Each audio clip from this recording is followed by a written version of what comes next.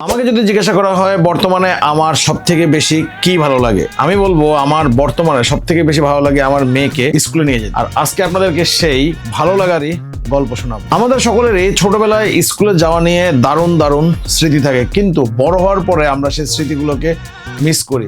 তবে আমি বলবো আমার মেয়েকে স্কুলে নিয়ে যাওয়ার মাধ্যমে আমি আমার সেই ছোটবেলার স্মৃতিগুলোকে ফিল করতে পারি। মাঝে মাঝে আবার তাকে স্কুল থেকে নিয়েও আসি, আর স্কুলে যাওয়ার পরে যখন অন্যান্য বাচ্চাদেরকে দেখি তখন আমার কাছে মনে হয় প্রতিটা বাচ্চাই এক একটা গল্প, এক একটা স্বপ্ন।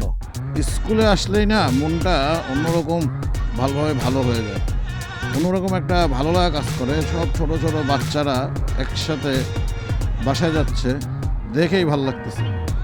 তবে মেয়েকে স্কুলে নিয়ে আসা আর এই নিয়ে যাওয়ার বিষয়টা কিন্তু আমি খুব এনজয় করি।